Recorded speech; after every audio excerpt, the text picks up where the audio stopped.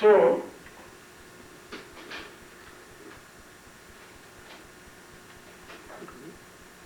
purpose of all religious activities is that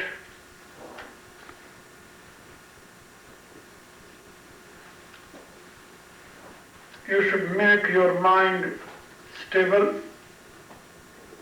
your intellect sharp,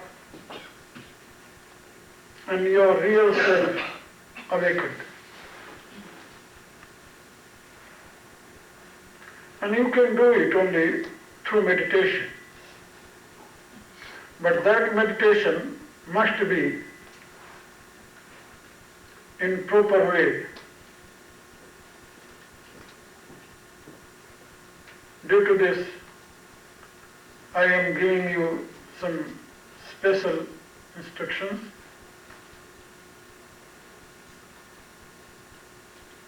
And you should keep all these in your mind when you should try to meditate. You should use all technique. As you know that this technique is related with your thought, not your body. You can sit properly, then you should start your practice and use your mind and think proper way.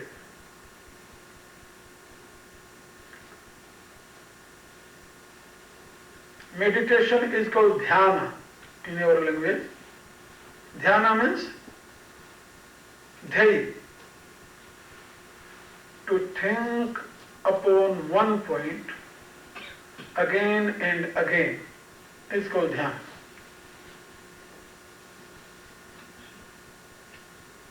It means if your intellect is working in the proper way and awarefully, then you are doing good meditation. Make your mind stable, body stable too, but your intellect must be awakened and thoughtful. There is one process that is called thoughtless mind. That is a process of meditation too.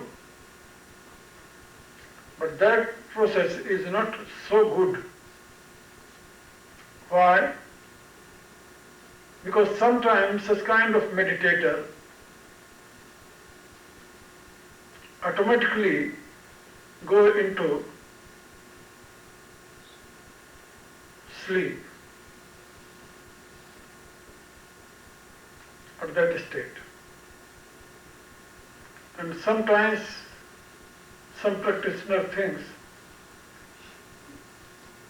when they become unconscious, they are meditating. That is good state of meditation. No, that is not good state of meditation. That is very harmful state.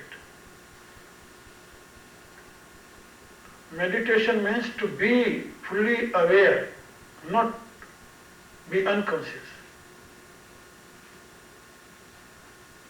So when you will use your wisdom, your intellect in that state, then you will be awakened.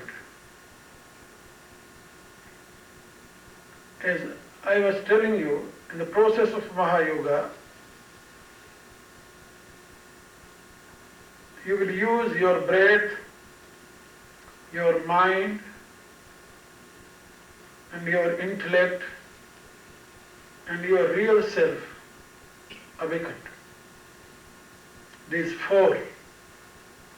Because Hatha Yoga is related with breath, Mantra Yoga is related with your sound, mind, and Raj Yoga is related with your wisdom, and Laya Yoga is related with your real self. Okay? Your self is one with Supreme. But when you will see in your body, then you will find that self is individual. But when you will see beyond body, you will find that self is not individual. That is one with Supreme. That is universal. That is cosmic. So really your self is cosmic, not individual. But it looks like individual in the body. Lord Krishna stated in 18th chapter of Bhagavad Gita that he who is realizing himself as the individual always is Rajoguni, but he who is realizing his real self one with cosmic self is Sattvika. That is real knowledge, true knowledge, he told. So when you meditate, you be aware beyond your Brahmachakra is endless or infinite ocean of consciousness, and beyond your body is endless or infinite ocean of energy. You know, and both are inseparable. Nobody can create separation between energy and spirit. These are only for, understanding, not for, there are not two things that you can put here and there, and this is energy and this is consciousness, or this is spirit. No, they're individual. And Saint Tulsidasa told in Ramayana that as waves and ocean are one, but we are saying this is ocean and this is waves of ocean. As sound and meaning, both are one, but we are saying this is sound, this is meaning of sound. In the same way, energy and spirit, both are one, but only for understanding we are using two words, nature and spirit. Okay? Energy and spirit, consciousness, Prakriti and Purusha, Sita and Rama, Radha and Krishna, Uma and Maheshwara, Lakshmi and Narayana, Maya and Brahma. This is only for saying, but there are not two things. Okay? One supreme cause always appear into two forms, energy and spirit. Okay? So be aware about it. When you are meditating, you must think these whole things and be one. Gradually you should try to dissolve your individuation into ocean of supreme consciousness. Then slowly you will be one with that. And that is called real meditation, when you will realize oneness with supreme cause. And that is called samadhi, complete absorption into ocean of consciousness. That is called samadhi. Samadhi means complete absorption into ocean of consciousness. So when you will dissolve your little I into cosmic I, then you will realize real position, or real nature of nature and spirit. That's called samadhi. So one can achieve that state through practice. It is not, impossible, but it is not so easy that you will sit and with closing eyes and you will realize that supremacy. Not at once, but if you do this practice in the proper way, one day will come in your life when you will be able to realize that truth. Okay? May God bless you all. Now, I will start my subject. Okay.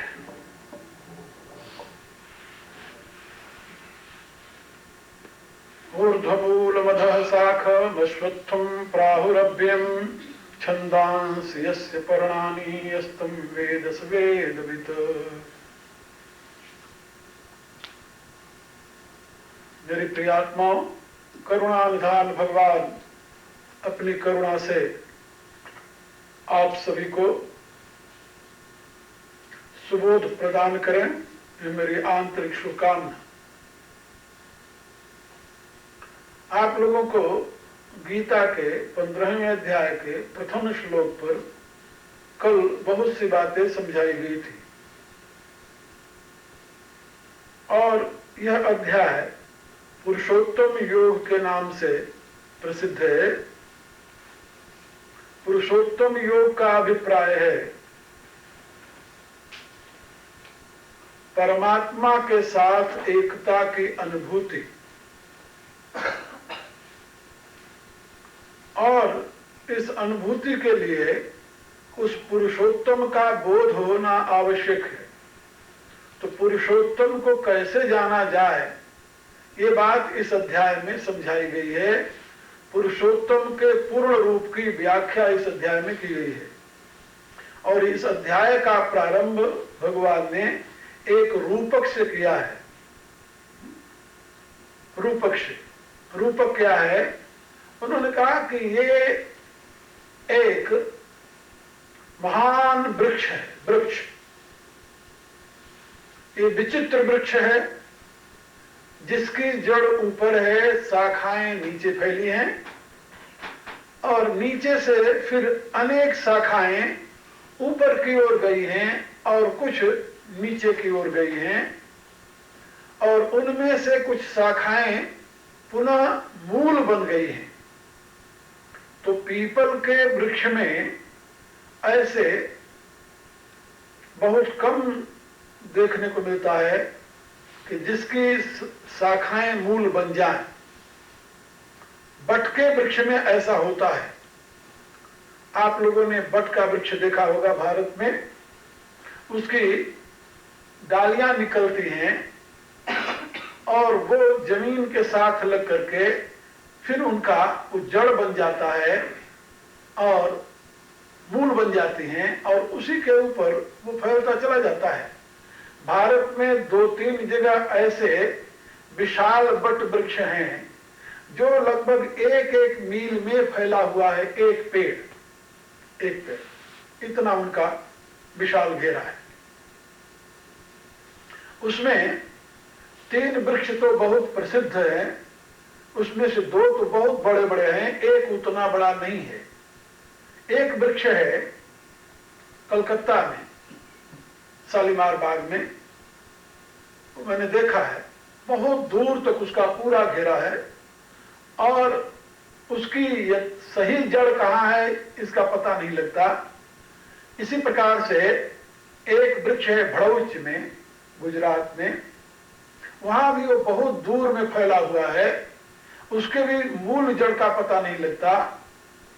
और एक तीसरा वृक्ष है मद्रास में, औडियार में, वो भी बहुत दूर में फैला हुआ है, लेकिन इतने दूर में नहीं जितना कि भड़ौच और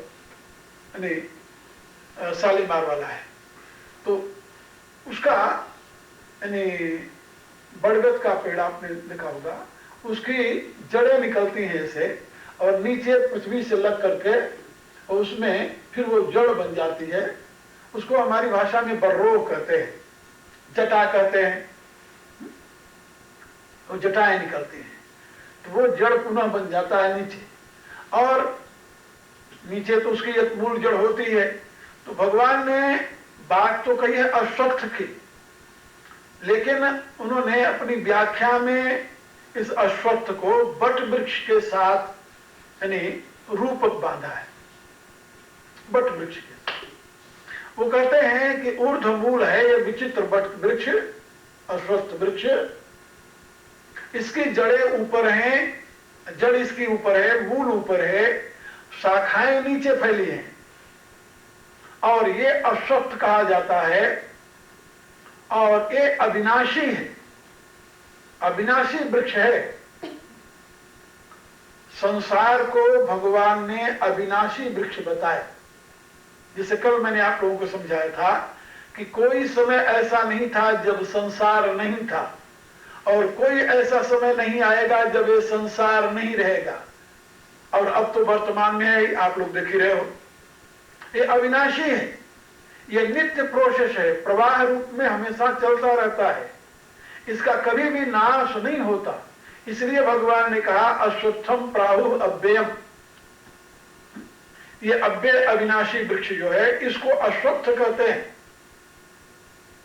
और छंदांस्य पर्णानि, इस अविनाशी वृक्ष को यानी सुंदर बनाने में किसका सहयोग है? कहा वृक्ष की सुंदरता पत्तों से होती है। तो छंदांस्य पर्णानि, वेद के मंत्रों ने, छंदों ने इसको सुंदर बना रखा है। वेद के मंत्र ही इसके पत्ते हैं, उसी से ये हरा भरा रहता है ये वृक्ष। वेद ने हमें निर्देश दिया कि तुम ये काम करो, ये काम करो, ये काम करो, तुम्हें इससे ये फल मिलेगा। तो फल की प्रेरणा वेद ने दी और क्रिया का विधान वेद ने दिया। तो वेद मंत्रों के आधार पर हमने कर्मों का अनुष्ठान किया और कर्मों के अनुष्ठान से आगे हमारी वृद्धि हुई। तो इसमें वेद के मंत्र ही कारण बने जिससे हम कर्म में प्रवृत्त हुए। तो छंदांस्य पर्णानि, ये छंद जो हैं यही इसके पत्ते हैं, यही इसकी शोभा के कारण हैं। यदि हम वैदिक विधि के अनुसार कर्म करते हैं तो संसार की शोभा है, यदि हम वेद के विपरीत कर्म करते हैं तो हम अपना भी विनाश करते हैं, दूसरे का भी करते हैं, तो संसार में शोभा नहीं होती। तो छंदांस्य पर्णानि यस्तम वेद सवेद वे, और जो इस संसार वृक्ष को, जगत वृक्ष को जानता है वही यथार्थ वेद का जानने वाला है, वेद का ज्ञाता है। ये मैंने कल आप लोगों को समझाया था। ये वृक्ष की उपमा संसार के संबंध में आपको ऋग्वेद में भी मिलेगी, यजुर्वेद में भी है, अथर्ववेद में भी है, और उपनिषदों में भी है, और गीता में भी है। ये उपमा वृक्ष रूप में इस संसार की बहुत प्राचीन काल से चली आ रही, और इसको सनातन वृक्ष कहा है। एषः अश्वत्थ सनातन, ये सनातन माने नित्य वृक्ष है, कभी इसका नाश नहीं होता। वृक्ष शब्द का अर्थ तो होता है जो काटा जाए, जिसका छेदन हो उसको वृक्ष कहते हैं। ये वृक्ष शब्द का शाब्दिक अर्थ होता है, लेकिन ये अविनाशी वृक्ष है, इसको काटा नहीं जा सकता। ये तो जैसा का तैसे बना रहता है। आप जरा सोचिए, कितने लोग इस दुनिया में आए और चले गए, लेकिन इसके प्रवाह में कोई अंतर नहीं पड़ा। एक कवि ने लिखा है, ना रहे रामना कृष्ण भावना, ना रहे राम रावना कृष्ण भावना, बता जन्म ले ले कहां धो छिपाने, ना रहे कौरवा पांडवा यादवा, ये गए पे कहां सो नहीं जात जाने, बने जयतरा में अनेके गने को, दिखाते जमी सो सभी काल साने, मही के किनारे यही जो सुनारे, फरे से झरे और बरे से बुताने। कितने लोग हो गए और कहां चले गए आज तक उनका पता नहीं चला, लेकिन ये वृक्ष ज्यों का त्यों बना हुआ है, हरा भरा चल रहा है। दाता के महीप मान धाता यो दलीप ऐसे, जाके जस आजहू लो दीप दीप छायो हैं, बाली ऐसे बलवान को भयो है जहान बीच, रावण समान को प्रतापी जग जायो है। बाण के कलान में सुजान द्रोण पार्थ सो, धनुषधारियों में द्रोणाचार्य और पार्थ ऐसे भी, जाके यश दीनानाथ भारत में गायो हैं। ऐसे ऐसे सूर रचो चातुर बिरंच जू ने, सबे चकचूर कर धूर में मिलायो है। और सब पैदा हुए, केवल उनकी कहानी रह गई और किसी का आज पता नहीं है। इसलिए उनका तो पता नहीं, लेकिन ये जगत तो ऐसे चल रहा है जैसे अपन सोचते हैं कि अपन नहीं रहेगी तो दुनिया कैसे रहेगी। बहुत लोगों की ये सोच है कि हम नहीं रहेंगे तो दुनिया रह गए, हमारे बच्चे क्या करेंगे हम नहीं रहेंगे तो। लेकिन हमने देखा है कि दुनिया के इस प्रवाह में कोई अंतर नहीं आया, कोई रहे या चला जाए। महाभारत के युद्ध में 60 करोड़ 1,40,024 व्यक्ति मरे थे। फिर याद रखने से काम देगा आप लोगों को। महाभारत के युद्ध में 60 करोड़ 1,40,024 व्यक्ति, एक विद्वान ने अर्थ किया है 24,040 व्यक्ति। वो अंक को इधर उधर करके उसका अर्थ करते हैं। तो इतने व्यक्ति मर गए, फिर भी दुनिया अभी वैसी की वैसी है, और फिर भारत में 90 करोड़ हो गए। सोचो पहले,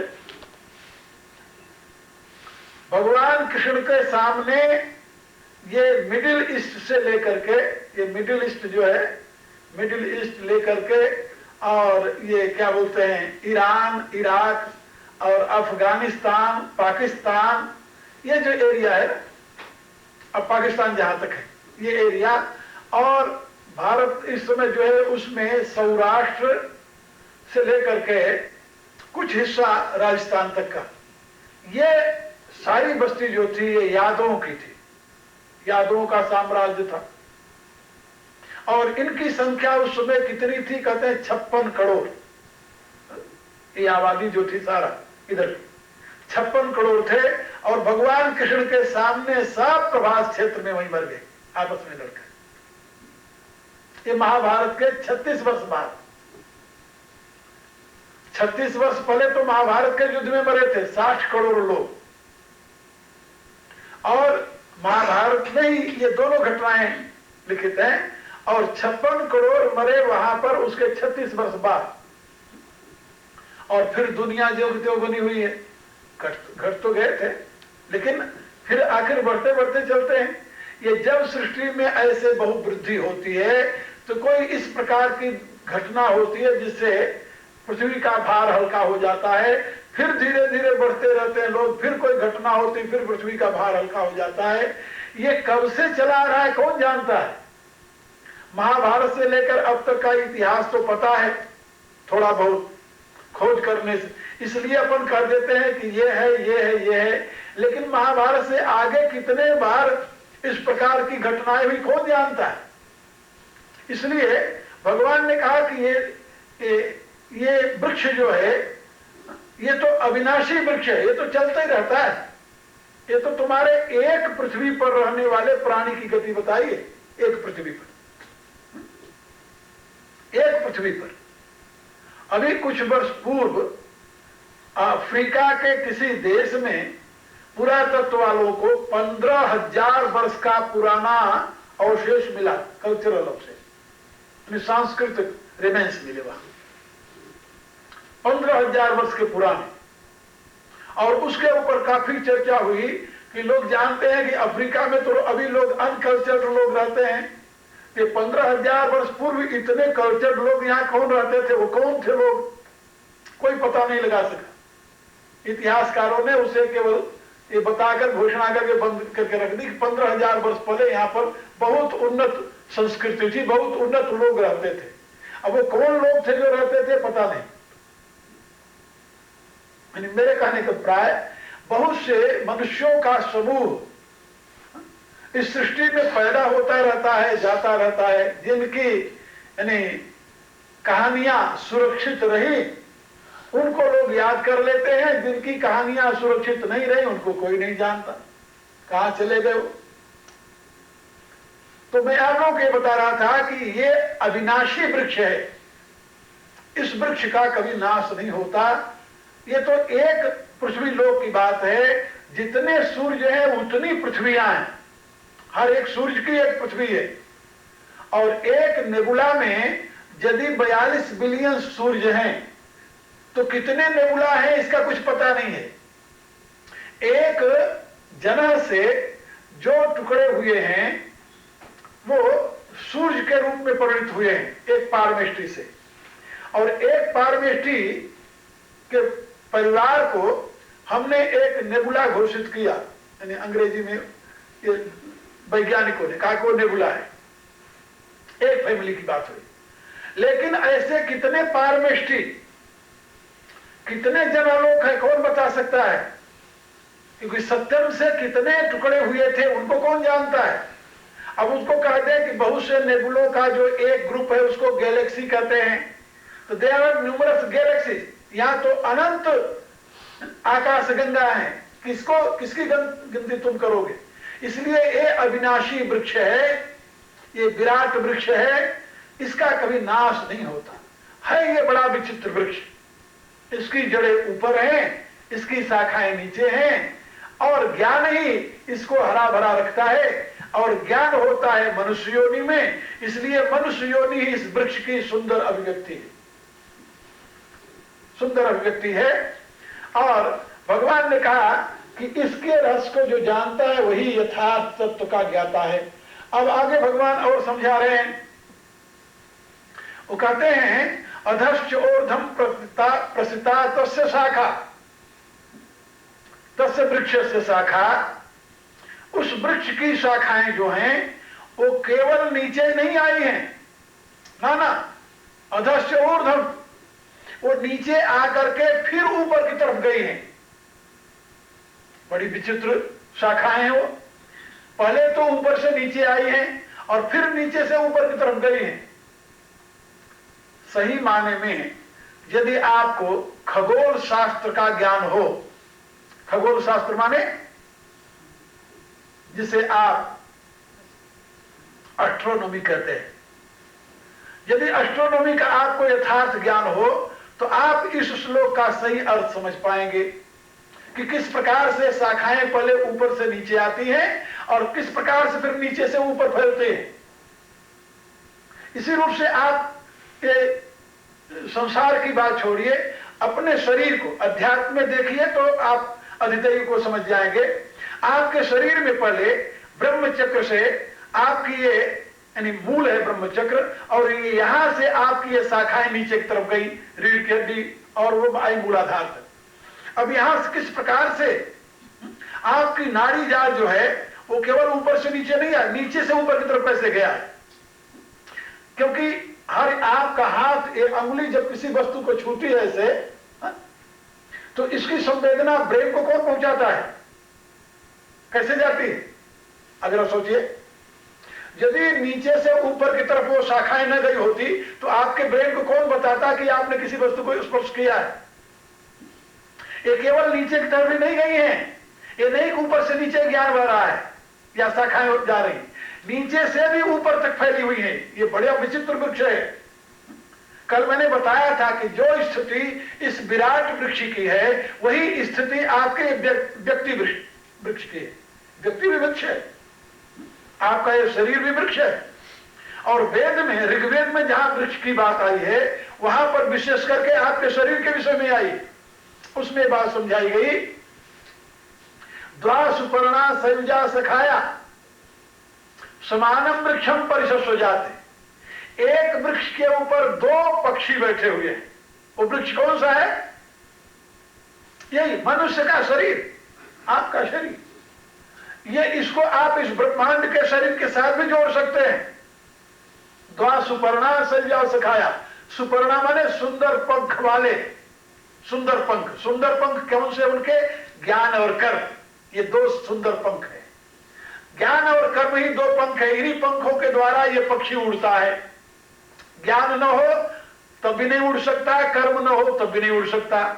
ज्ञान और कर्म ये दो पंख हैं, इन दोनों पंखों से ये जीव रूपी पक्षी उड़ता है, और इन्हीं दोनों पंखों से वो परमात्मा रूपी पक्षी भी उड़ता है। ये दोनों पक्षी उसी पंखों से उड़ते हैं, ज्ञान और कर्म। ज्ञान और कर्म परमात्मा में भी है, ज्ञान और कर्म जीवात्मा में भी है, दोनों में ज्ञान और कर्म है।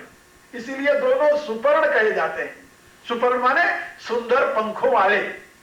तो द्वा सुपर्णा सयुजा सखाया, और दोनों सयुजा, सयुजा माने दोनों जुड़े हुए हैं, एक हैं, दोनों अलग अलग नहीं है कि ये एक यहां बैठा हुआ है एक यहां बैठा, ऐसा नहीं। सयुजा, दोनों जुड़े हुए हैं, दोनों साथ साथ हैं, इनको अलग आप नहीं कर सकते। आत्मा और परमात्मा को अलग नहीं कर सकते।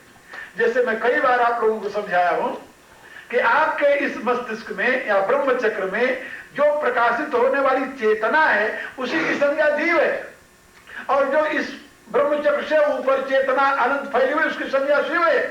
उसको परमात्मा कहते हैं और इसको जीवात्मा कहते हैं। जीव माने